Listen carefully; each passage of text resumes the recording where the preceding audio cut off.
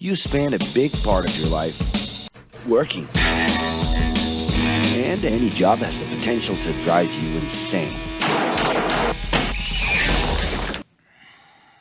I think this is a good time for a break. Actually, keeping things simple was the motto that baby boomers worked by in the 60s and 70s.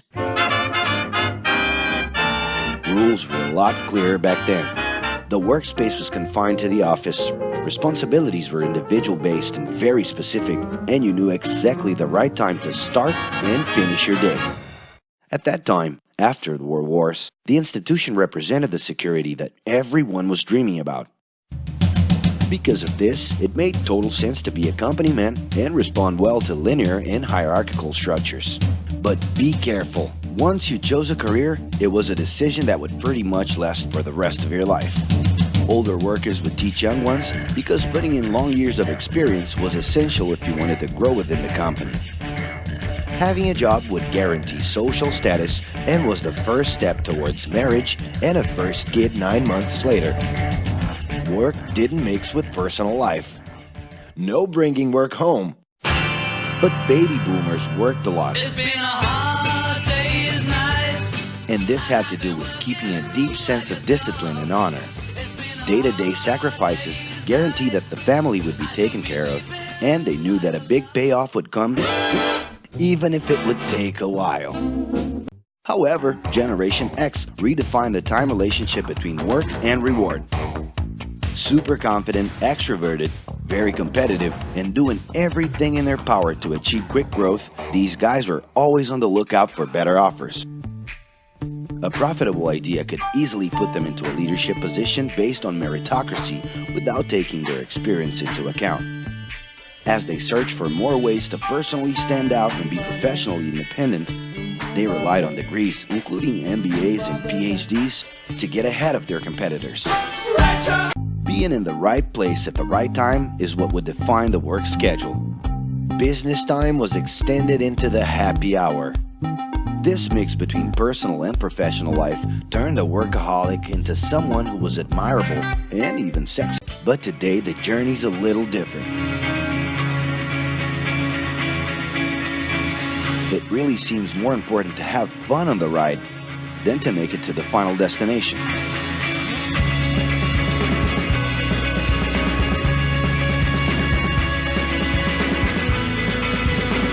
Ironically, millennials, those unpredictable kids, are the ones perfectly translating this new vision.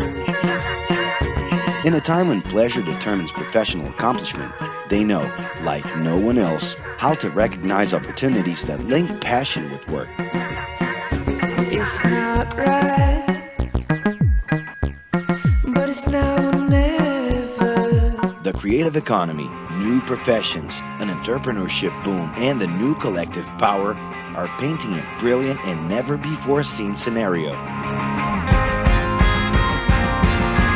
No wonder millennials are so impatient. The speed at which they connect with the world sets the pace for their work relations.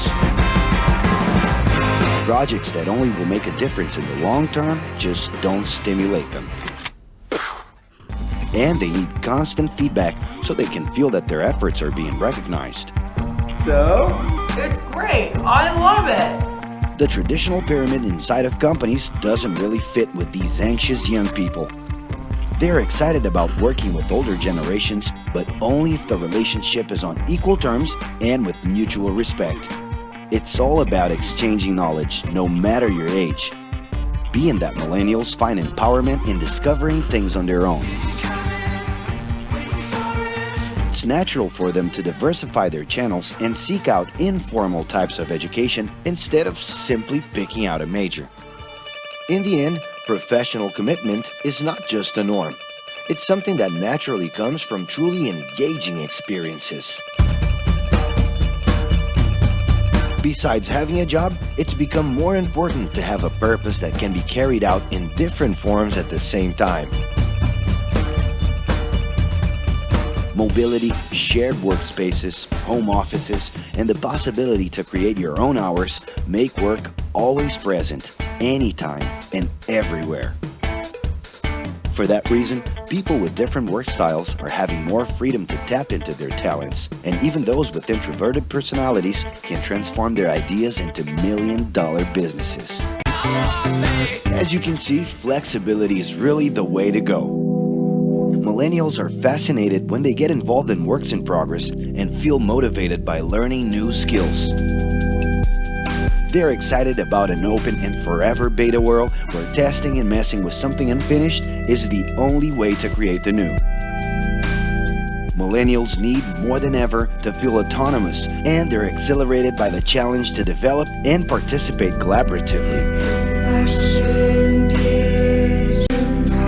And if you feel overwhelmed by everything so far and are looking for the right answer, well, sorry, we're still going to ask you another question.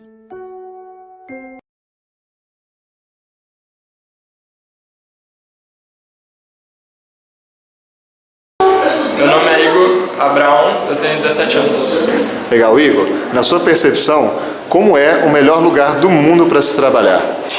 Eu acho que o melhor lugar do mundo é um lugar descontraído, onde tem um espaço onde as pessoas possam conversar e se comunicar e, bom, eu acho que tem que ter um videogame. Meu nome é Malu, eu tenho 17 anos E Malu, olha só, na sua percepção, como que seria o melhor lugar do mundo para você trabalhar?